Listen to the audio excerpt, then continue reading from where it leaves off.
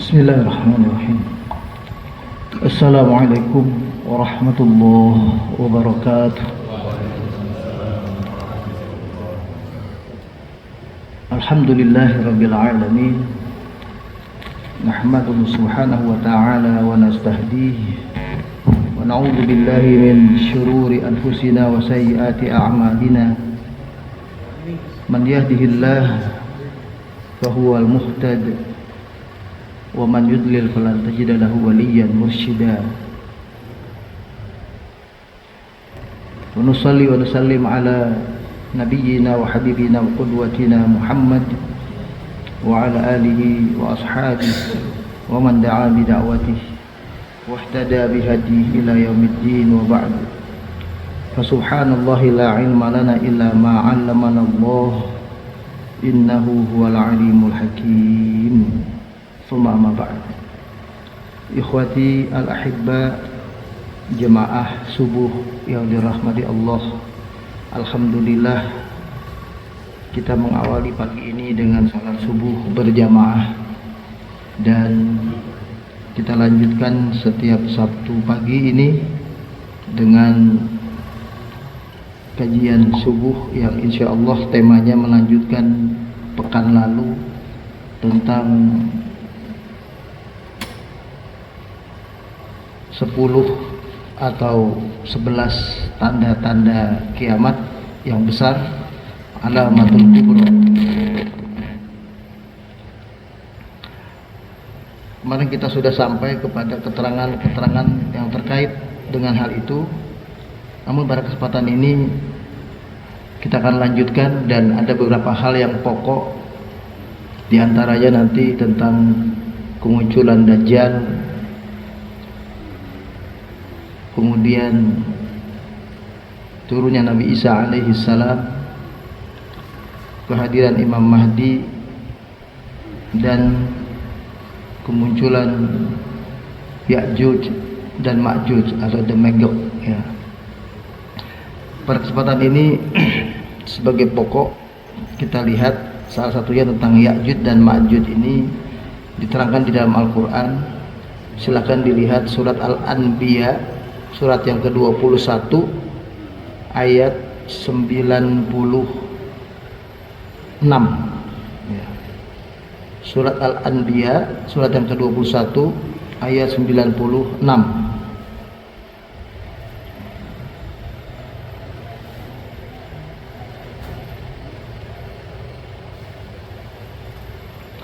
Pada kalimat itu Allah berfirman, a'udzubillahi minasyaitonirrajim,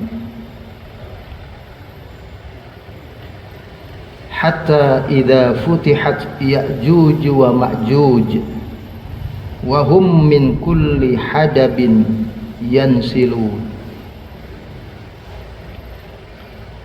Terjemahannya adalah sampai nanti ada satu keadaan ketika dibuka munculnya Ya'juj dan Ma'juj, dan mereka akan turun berombongan, begitu banyaknya mereka, seperti dari sebuah tempat yang tinggi, sangat cepat turun ke bawah. Ibnu Katsir dalam tafsirnya menerangkan, wa qauluhu hatta idza futihat Ya'juj wa Ma'juj qad qaddamna annahu min sulalati Adam alaihi salam bal hum min nasli Nuh aidan. Bahwa Ya'juj dan Ma'juj, kalau dalam bahasa asing, bahasa Inggris itu disebut the Magog ya, bahasa Magog itu dari keturunan Nabi Adam alaihi salam dan juga dari keturunan Nabi Nuh alaihi salam, min auladi Yafith abid Turk, dari keturunan Yafith.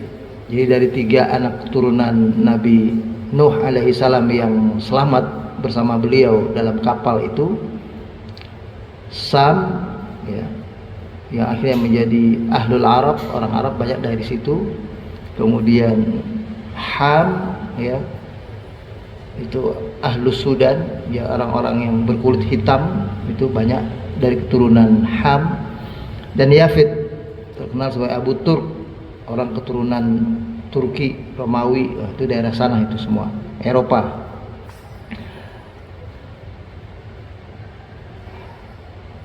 Kemudian sampai ada pada kalimat, ya, dikatakan di sini wahum min kulli hadabin yansilun. Nah, mereka dari tempat yang tinggi itu turun ke bawah, dan begitu cepatnya mereka turun, dan itu menjadikan sebagai sebuah tanda. Jadi faya'isunan nas wa yanharul muslimuna anhum ila madainihim wa husunihim. Ya. Jadi kata-kata Ya'juj Ma'juj ini, ya, itu dikatakan begini mula-mula dari ini hadis dari Abu Ishaq, ya, lengkapnya dari Sa'id Al-Khudri qala sami'tu Rasulullah sallallahu alaihi wasallam yaqul yaftahu Ya'juj wa Ma'juj fayakhrujuna kama qala Allah azza wa jalla. Nanti akan terbuka Ya'juj Ma'juj itu akhirnya keluar, dia keluar sebagaimana firman Allah wahum min kulli hadabin yansilun. Nah, itu maknanya adalah fayaghshuna nas, maka dia akan menghampiri manusia segera, wa yanharul muslimun, dan manusia akan semuanya kaget, ya, terkejut semua, anhum ila madainihim, menghampiri dan menghancurkan semua kita umat. Susunannya memang sebagaimana saya terangkan pada kemarin tentang Dajjal, Imam Mahdi, Ya'juj Ma'juj ini, itu dalam kitab-kitab hadis itu nggak ada yang berurutan dengan tepat. Jadi disusun oleh ulama. Nah, saya pakai pedoman kitab Minhajul Muslim, ya, karangan Syekh Abu Bakar Al-Jazairi rahimahullah, pernah mengajar di Masjid Nabawi dulu beliau. Nah, dalam kitab beliau itu diterangkan paling tidak cirinya itu adalah, ya, diawali dengan munculnya sosok Dajjal. Baik, sebelum saya terangkan ini mungkin ada yang masih bertanya-tanya sedikit tentang yang pertama. Waktu pembahasan yang lalu itu saya terangkan ada 10 atau 11, ya, tanda-tanda besar hari kiamat itu: munculnya Imam Mahdi, munculnya Dajjal, turunnya Nabi Isa alaihissalam, keluarnya Ya'juj dan Ma'juj, kemudian munculnya Dabbah, ya, binatang melata tapi besar dan bisa berbicara, kemudian terbitnya matahari dari arah barat dan timur. Ada yang mengatakan didahului juga dulu dengan khasful qamar wasyams, gerhana matahari dan bulan yang hebat, ya, yang ekstrim. Kemudian timbulnya dukhon atau asap, lalu kemudian ada yang ke-8 menyalanya api dari kota Aden, ya, di Yaman, ya. Kemudian terjadi gempa bumi yang dahsyat. Ada lagi yang mengatakan yang ke-10-nya itu adalah raf'ul Quran, Quran terangkat, sudah hilang dari pemeluknya. Ada lagi yang terakhir mengatakan, makanya bisa 10 bisa 11, itu dihancurkannya Ka'bah. Nah, itu tanda-tanda yang banyak dikatakan dalam hadis, kurang lebih seperti itu. Karena Rasulullah mengatakan la taqumus sa'ah, kiamat tidak akan terjadi, ya, hatta yuzhirul asyrah, sampai muncul yang 10 tanda-tanda ini. Asyrah alamatul kubra, 10 tanda-tanda kiamat ini. Ya, meskipun dalam keterangan para ulama ada yang mengatakan karena di hadis ini ada 10, dari sini 10, 10-nya beda-beda, maka dia mengatakan 11 atau kurang lebih 10-11 itu. Baik, saya akan sampaikan apa yang diceritakan ini, ya. Sebelum sampai ke sana, saya akan bacakan ada satu hadis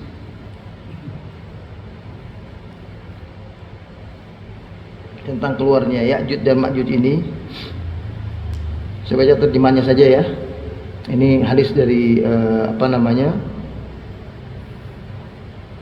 Ibnu Katsir, ya, tafsir Ibnu Katsir, ketika beliau mentafsirkan ayat, ya, tentang orang-orang Ya'juj dan Ma'juj ini akan keluar dari sebuah tempat, ya. Nah, tempat itu nanti akan diceritakan begini, ya.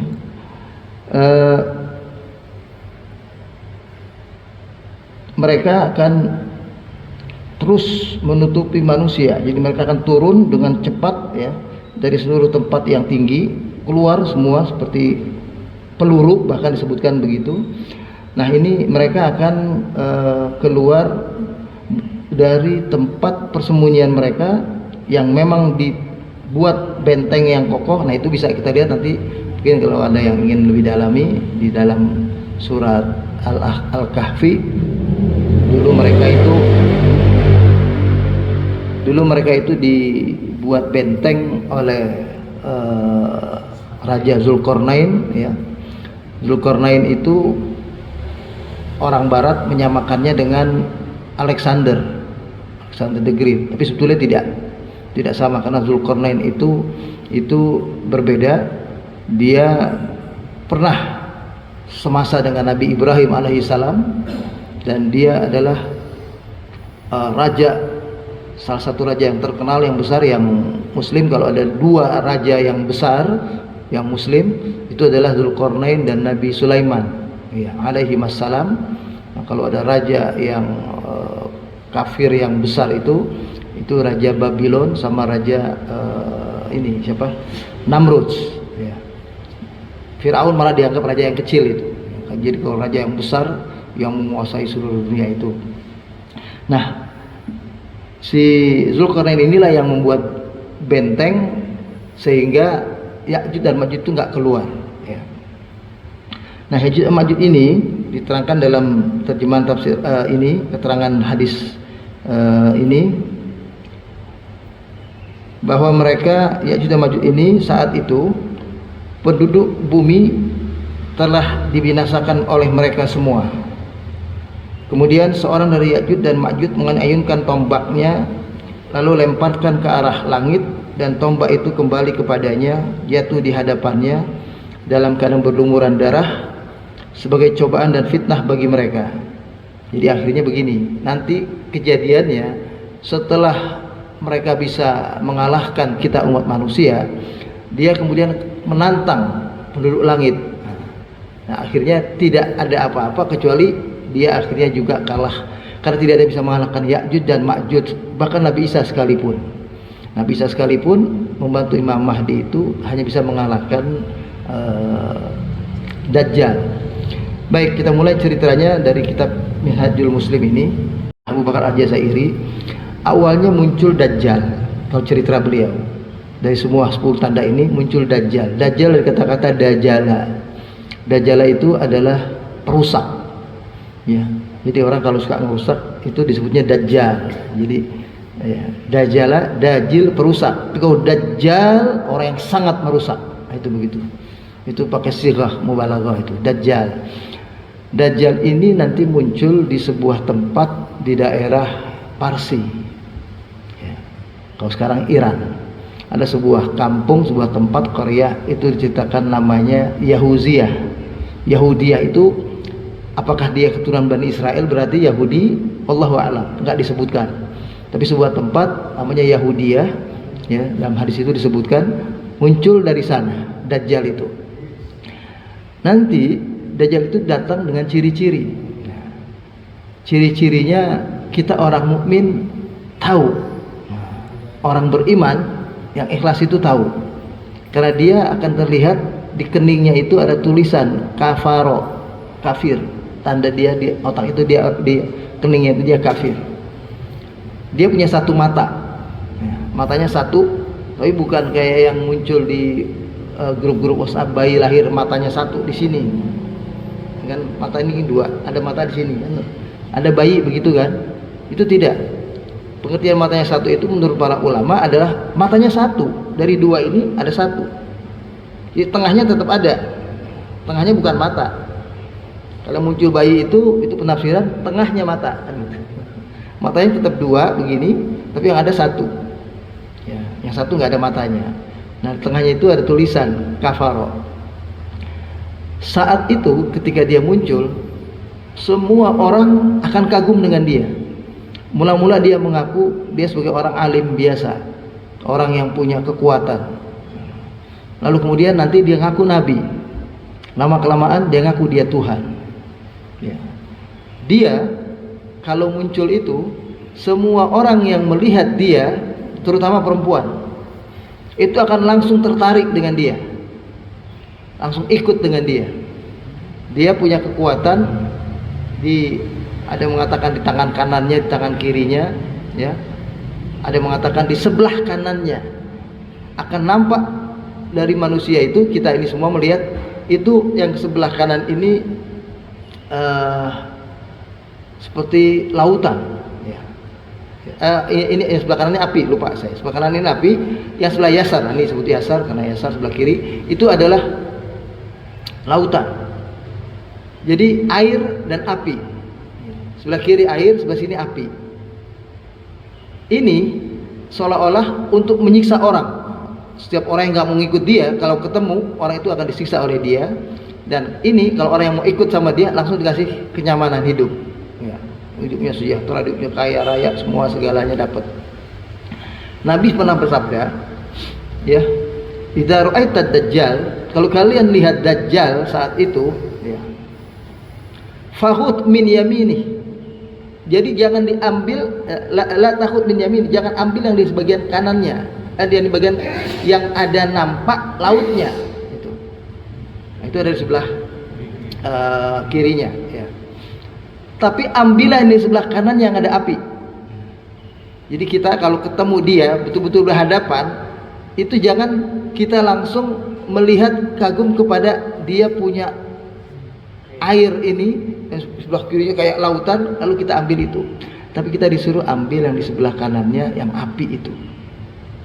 Api diambil karena dia adalah tukang tipu dan dia adalah sosok yang katakanlah memang merusak begitu. Jadi dia tidak menampakkan apa yang sebenarnya. Jadi kita disuruh lawannya, ambil apinya, kata Nabi. Disitulah di balik api itu adalah kenyamanan, itu air, itu sebetulnya yang buat kita selamat. Nah, dan Dajjal itu ketika muncul, dia kemudian berkeliling kemana-mana. Ada yang mengatakan dia muncul sekitar 40 hari. 40 harinya itu, satu hari pertama itu kassanah, seperti setahun. Satu hari, 2 hari yang kedua itu seperti kasyahar, bulan, 1 bulan. Hari yang ketiga berikutnya itu adalah seperti kaliyaum, hari biasa. Makanya ada yang mengatakan, para ulama itu dalam kitab ini juga Minhajul Muslim, itu kira-kira 1 tahun sekian bulan. Ada yang bilang 1 tahun 2 bulan 2 hari. Ya. Nah, ketika dia muncul, dia mengelilingi seluruh dunia ini. Jadi semua pelosok dunia nggak ada yang tidak didatangi oleh Dajjal. Entah bagaimana caranya, dan dia memang makhluk yang punya kekuatan luar biasa. Allah izinkan, tolong digarisbawahi, tetap kita dalam pemahaman la haula wala quwwata illa billah. Fa inna syaitan la yaghudun nas illa biidznillah. Setan itu tetap tidak bisa menguasai dan menundukkan kita manusia, sebagaimana Dajjal juga pun tadi, ya, kecuali dengan izin Allah. Ini tetap harus kita jangan sampai lupa ini. Inilah yang membuat orang beriman itu saat itu yang selamat itu karena punya keyakinan itu. Yang tauhid itu tetap harus ada. Jadi walaupun sehebat apapun dia adalah makhluk, dan kehebatannya tidak terjadi kecuali dengan izin dari Allah. Izin, ya, bukan ridho, beda. Izin itu seperti orang berbuat maksiat, dengan izin Allah bisa terjadi. Ya. Orang jahat, rezim jahat, penguasa jahat, Fir'aun muncul, itu bisa dengan izin Allah terjadi, itu bisa. Nah, jadi Singkatnya, Dajjal ini akan ke seluruh pelosok dan akhirnya dia sampai, nah ini tempat dia kumpul itu nanti, dan tempat kumpul nanti akhir dunia itu di area sekitar Baitul Maqdis. Karena tujuan dia memang ke situ.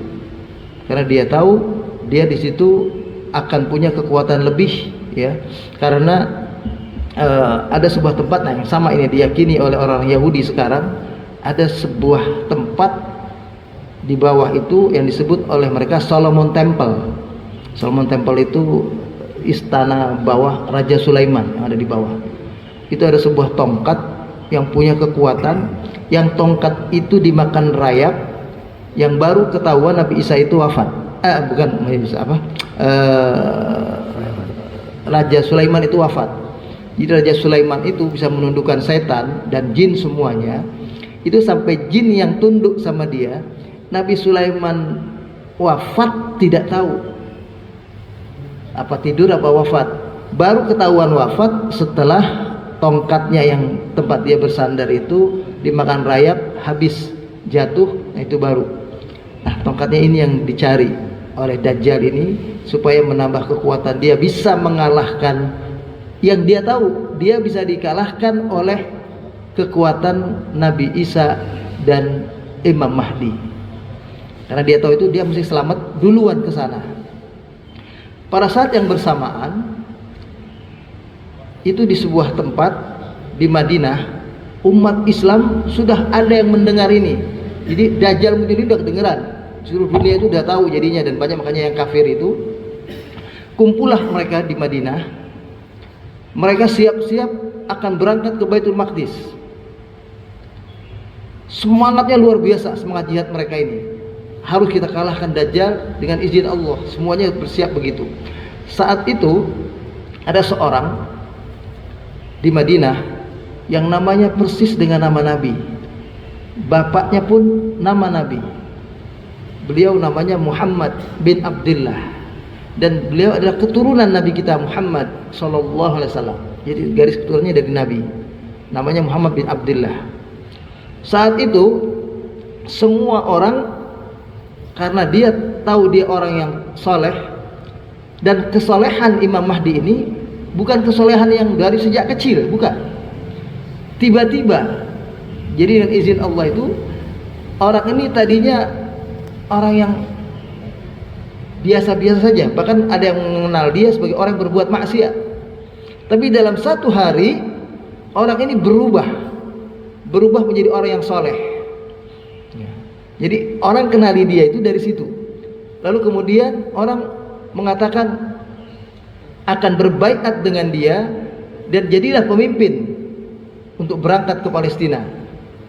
Saat itu dia menolak. Ini jadi orang yang ngaku Imam Mahdi itu mau dibaiat, nggak mau menolak. Harus caranya, harus kita cirinya itu begitu. Jadi kalau orang ngaku dia Imam Mahdi, itu bukan Imam Mahdi. Ya. Imam Mahdi itu dibaiat oleh orang tidak mau. Orang mau bersumpah, pimpin kami berangkat kita ke Palestina semua. Dia tidak mau. Bahkan dia berangkat ke Mekah. Dia ingin beribadah kepada Allah. Nah saat dia tawaf, saat itu orang makin mengenali ini sosok yang dijanjikan, ya. Sehingga akhirnya semua orang yang ada di Mekah itu berbaiat kepadanya. Akhirnya dia tidak bisa menolak karena semua orang berbaiat kepadanya. Dan akhirnya berangkatlah umat Islam ini untuk menuju ke Palestina, ya. Tapi sebelum sampai ke sana, yang disebut dengan Imam Mahdi ini mengajak mereka ke sebuah tempat, karena yang namanya Palestina ini dulu itu sebutannya Syam. Syam itu semua negara-negara yang terdekat di Arab itu, ya Palestina, ya Syria, ya kemudian Lebanon, Jordania, termasuk bahagian dari Israel yang sekarang punya kekuasaan itu juga dari disebut Syam. Nah, berangkat Imam Mahdi ini ke sebuah tempat, ya, namanya Darul Baydha. Darul Baydha itu adanya di Dimash. Dimash itu kalau kita sebutnya Damaskus sekarang, itu di Syria. Berkumpullah umat Islam semua di situ. Ini orang-orang yang masih terselamatkan dari tipu daya Dajjal, itu kumpulnya di situ semua. Yang lainnya sudah semuanya terpengaruh dengan Dajjal. Dari situlah ketika itu, nah ini berkaitan dengan tanda kiamat yang ketiga. Tanda kiamat yang ketiga itu di sebuah tempat itulah ketika sedang beristirahat umat Islam di sebuah tempat di Darul Baydha itu turun Nabi Isa alaihi salam. Nabi Isa itu turun di sebuah tempat ketika mereka sedang sholat, ya. Ada yang mengatakan sholat zuhur, ada yang mengatakan sholat asar. Itu Nabi Isa turun, betul-betul turun. Itu diantar dengan tangan kanan tangan kirinya dengan sayap malaikat, ya. Kemudian dia turun dan dia diperkenalkan dirinya adalah Nabi Isa alaihi salam. Dan kemudian saat itu Imam Mahdi dan semua sahabat yang lainnya meminta dia menjadi imam, memimpin kami untuk berangkat ke Palestina. Jadi tolong digarisbawahi, antara Dimas dan Palestina itu udah agak jauh, beda waktu dari Madinah. Dari Madinah itu jauh. Jadi kalau Bapak Ibu lihat, jemaah lihat peta, itu Madinah itu waktu berangkat ke Mekah dulu itu mundur dulu. Dari Mekah baru berangkat, itu lewati lagi Madinah, terus ke utara, itu sampai ke utara lagi. Nah itu kalau ke sebelah utara kanannya itulah mereka sampai ke daerah namanya Syria. Palestina itu nggak jauh, ya, karena dia satu tempat itu namanya Syam dahulu itu begitu. Nah jadi singkatnya, kemudian ketika sudah bertemu Nabi Isa alaihissalam, ya, diterangkan dalam sebuah hadis Nabi, kaifa antum idza nazala Isa ibn Maryam fikum wa imamukum minkum. Bagaimana keadaan kalian nanti suatu saat akan turun Nabi Isa alaihi salam dan pemimpinnya adalah dari kalangan kalian sendiri. Maka dari itu Nabi Isa disuruh mengimami sholat, beliau menolak. Jadi ada dua riwayat tentang hal ini.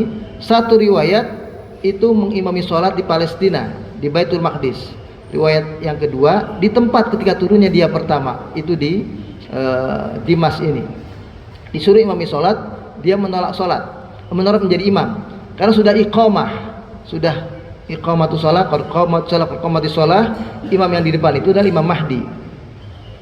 Saat itu yang terlihat umat Islam itu yang hadir, ada riwayat mengatakan 1.200, ada mengatakan 1.500 orang, dan itulah yang hadir dari umat Islam yang terselamatkan dari tipu daya Dajjal.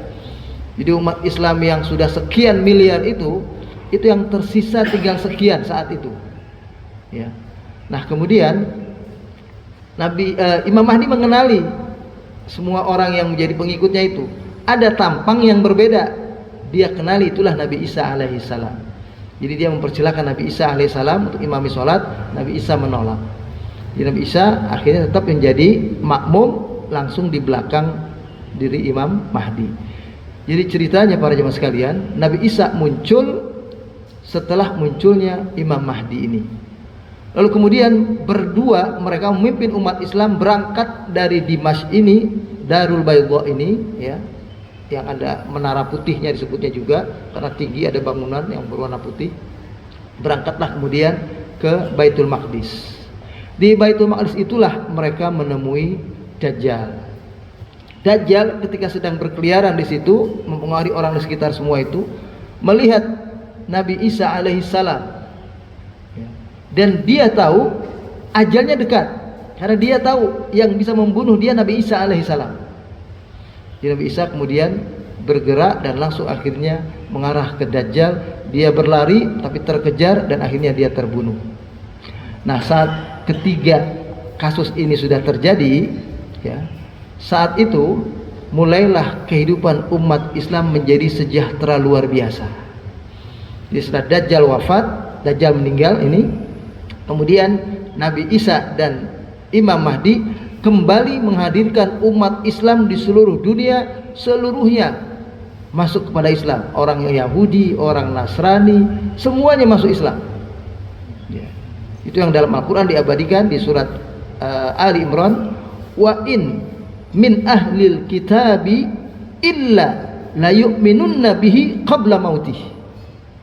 Sesungguhnya orang-orang ahli kitab itu akan beriman dulu kembali kepada Nabi Isa alaihissalam sebelum wafatnya. Jadi sebelum Isa wafat. Kalau Nabi Isa yang terangkat itu dia belum wafat namanya. Jadi sebelum Nabi Isa wafat, orang Yahudi Nasrani itu akan masuk ke dalam Islam. Jadi umat manusia ini bersatu semuanya. Karena Yahudi Nasrani asalnya dari Bani Israel, saudara kita umat Islam juga. Dia cuma dari keturunan Nabi Yakub, ya. Nah, kalau kita dari keturunan banyak umat Islam yang lain ini dari garis keturunan Nabi Ismail, kalau yang ikuti Nabi kita Muhammad sallallahu alaihi wasallam. Nah, ketika itu semua orang betul-betul menjadikan kehidupan itu, ya, selembar sejadah lebih bernilai dari segala isinya.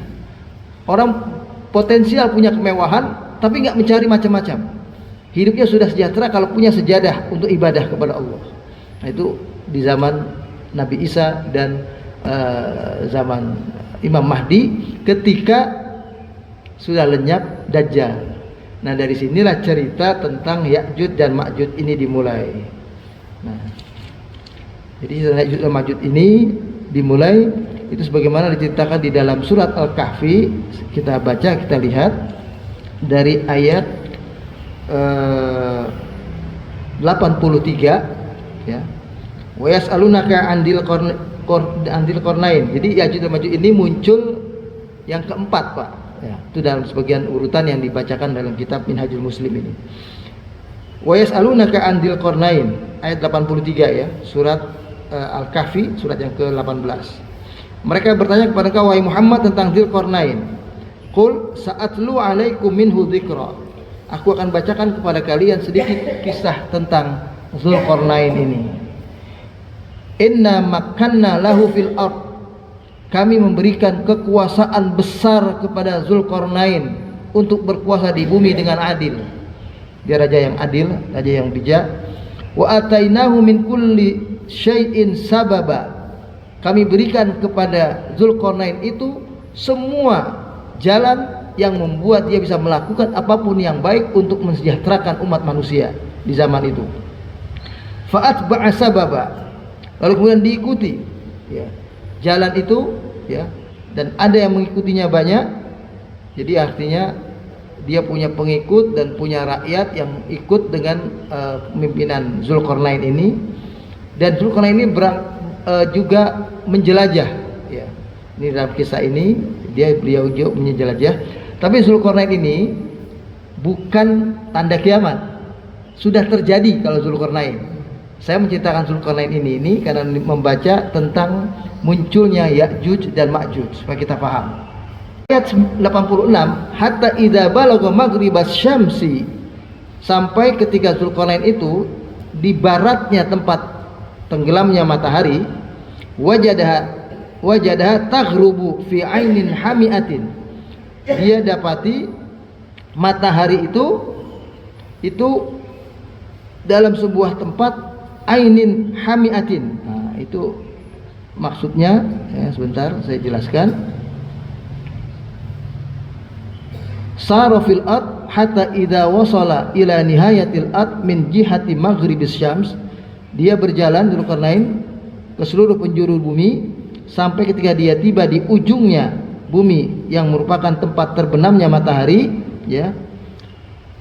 Fi mar'il ain ra'aha ka'annaha taqrubu fi ainin haratin dzata tinin aswad. Beliau sampai ke sebuah tempat yang di tempat itu ada sebuah yang disebut dengan jaharatin dzata tinin aswad. Jadi sesuatu yang seperti panas memiliki tanah yang hitam. Wa wajada inda maghribis syams qauman kuffaran. Di tempat itu dia mendapati satu kaum yang kafir, ya.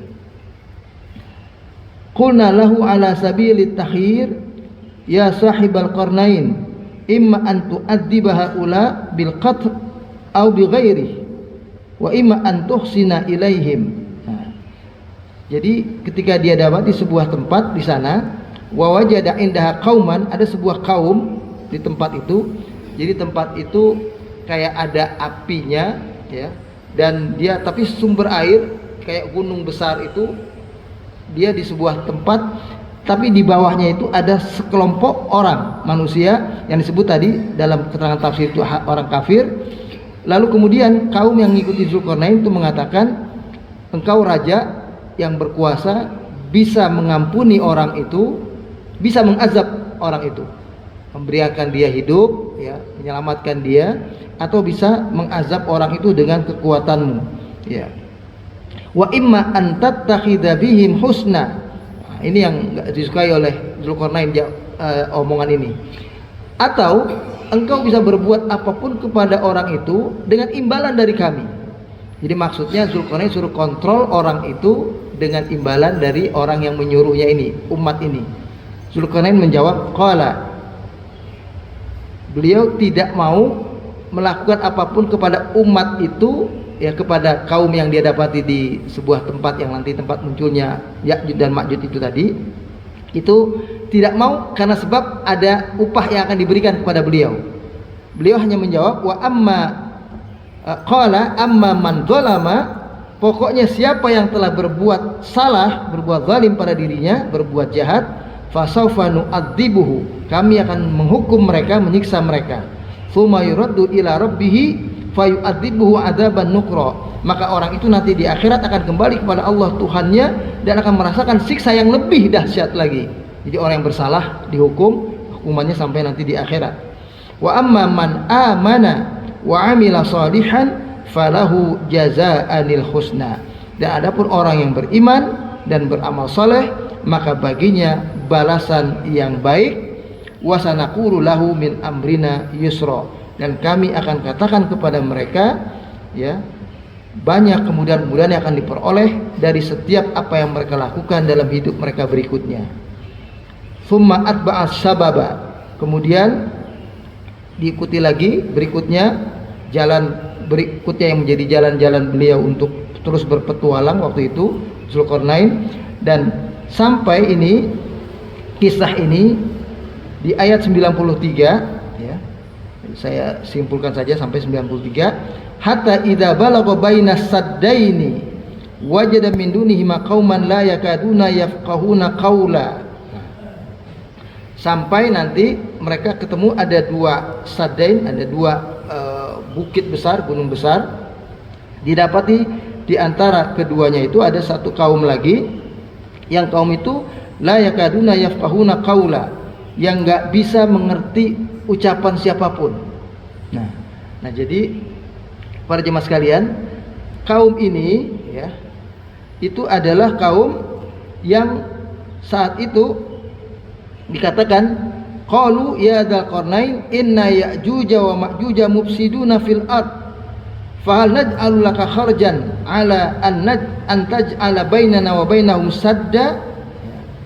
Jadi kaum yang tadi tidak bisa berbicara itu semua, kita nggak ngerti pembicaraan dia.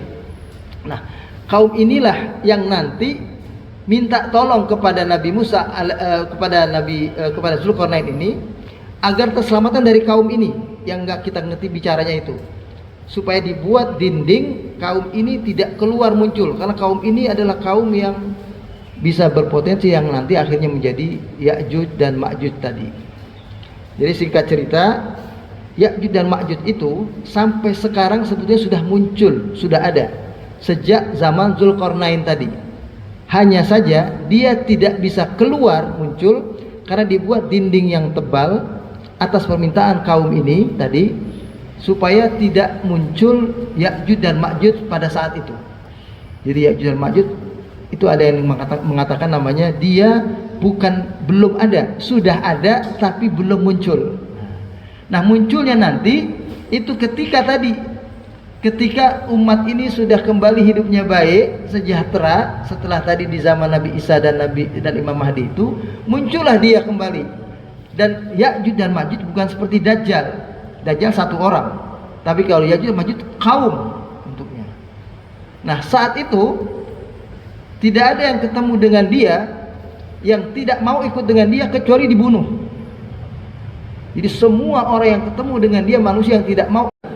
Ada kisah dalam sebuah hadis itu diceritakan, ketika itu semua hampir belahan bumi ini penuh dengan bangkai manusia, karena semuanya adalah terbunuh karena tidak mau ikut kepada kelompok Ya'juj dan Ma'juj ini. Ya. Lalu kemudian pada akhirnya setelah itu, ya, Ya'juj dan Ma'juj ini berkuasa, katakanlah begitu, dia berkuasa karena semua yang nggak ikut dengan dia akhirnya dibunuh oleh mereka semua. Ketika dia sudah seperti itu, nah inilah muncul yang disebut dengan sebab yang berikutnya. Nah, sebab berikutnya itu ada yang mengatakan munculnya dukhon. Nah, dukhon itu asap. Ya. Asap itu dari atas itu ada asapnya, kemudian dari bawah itu debunya. Jadi asap dan turab. Jadi ada asap, dukhon, dan turab. Turab itu dari bawahnya. Nah, saat itulah ini yang akhirnya bisa membinasakan Ya'juj dan Ma'juj semuanya. Karena Nabi Isa dan Imam Mahdi tidak bisa mengalahkan dia. Ini tolong digarisbawahi, kalau yang Ya'juj Ma'juj nggak bisa dikalahkan. Akhirnya dia terus hidup berkuasa setelah dibunuh semuanya manusia yang tidak mau ikut dengan dia. Singkat cerita, dengan tubuhnya, dengan turunnya dukhon tadi, dukhon ini membuat Ya'juj dan Ma'juj seperti keracunan dan akhirnya mereka semuanya mati.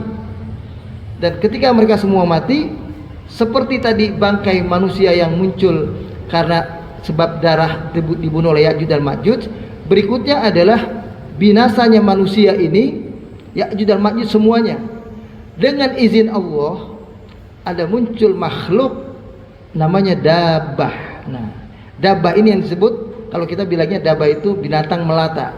Binatang ini ternyata adalah binatang yang bisa berbicara dengan seluruh umat manusia. Ya. Jadi dia bisa bicara dengan orang manapun. Dia bisa bahasa Inggris, bisa bahasa Arab, bisa bahasa Indonesia, bisa bahasa apapun dia muncul.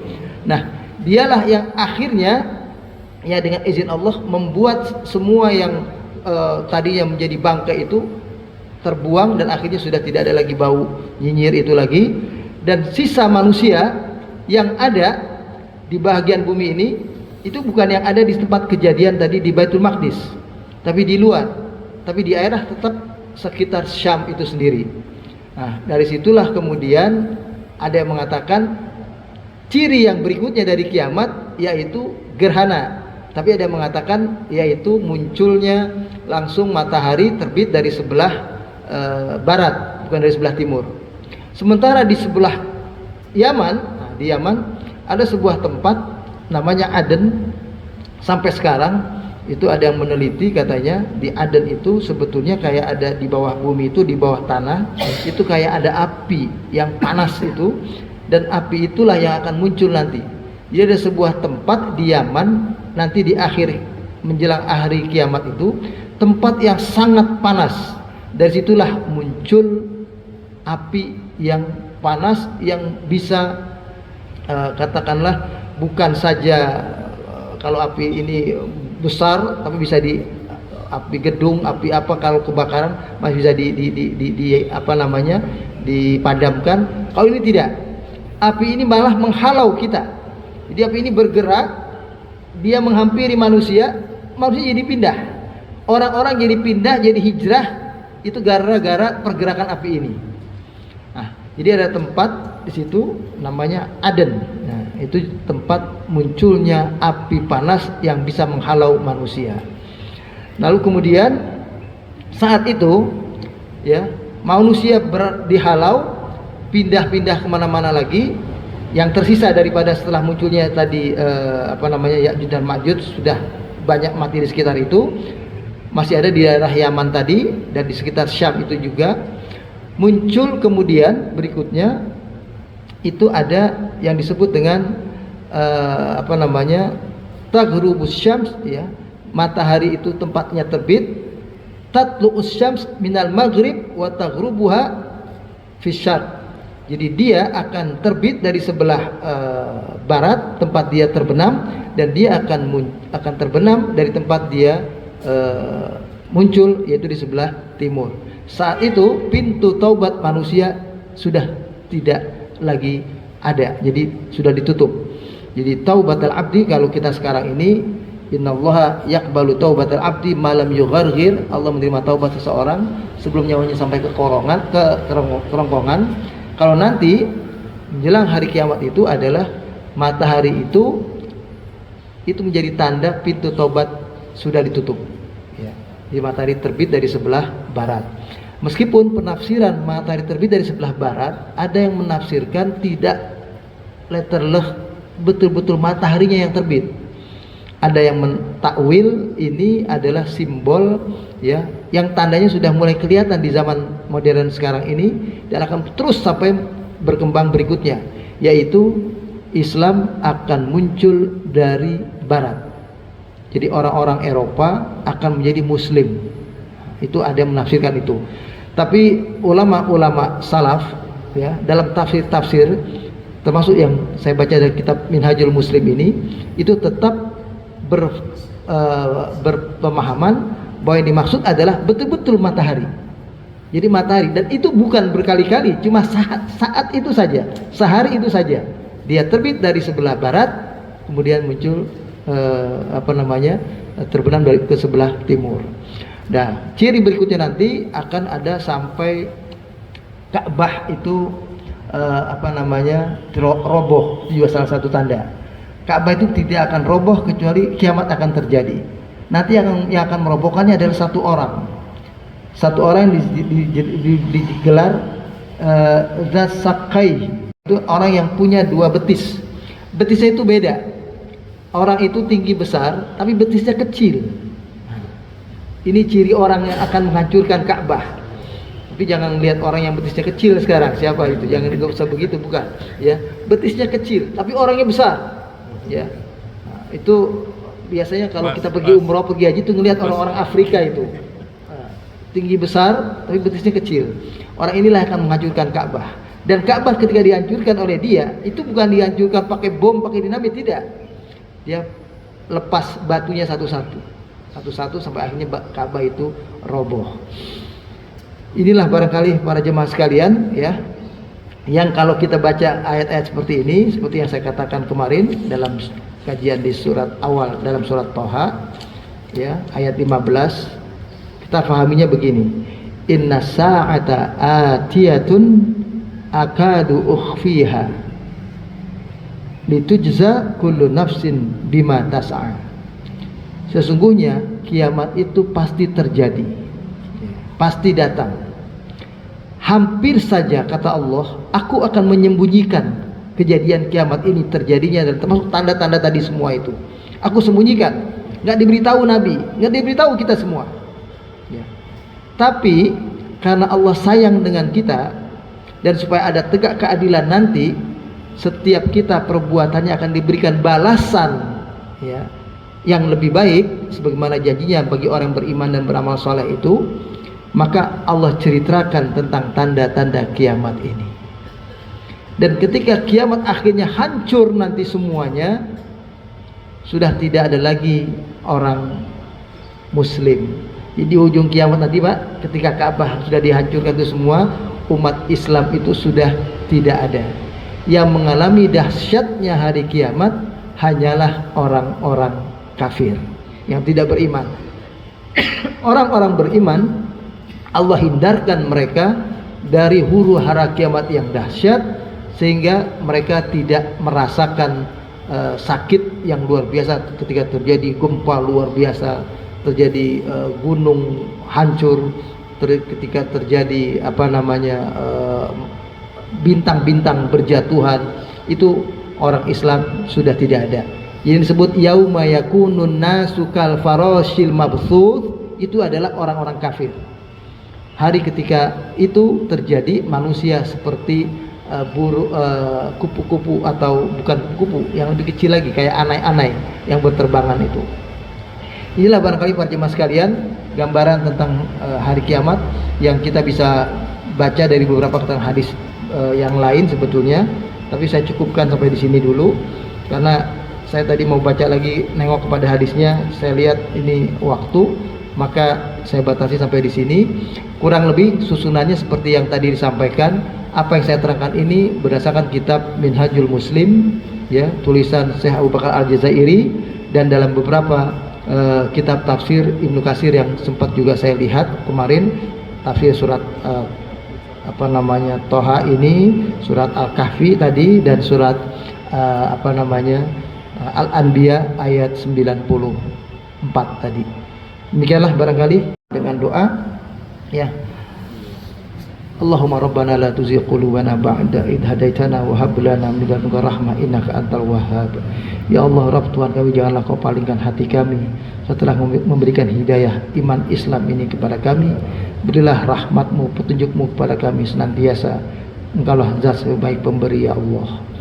Allahumma inna na'udzubika min adabi jahannam wa min adabil qabr wa min fitnatil mahya wal mamat wa min syarri fitnatil masihid dajjal. Rabbana atina fid dunya hasanah wa fil akhirati hasanah wa qina adzabannar. Wa sallallahu ala sayyidina Muhammad wa ala alihi wa sahbihi wa sallama tasliman katsira. Walhamdulillahi rabbil alamin. Allahu li taufiq. Wassalamualaikum warahmatullahi wabarakatuh.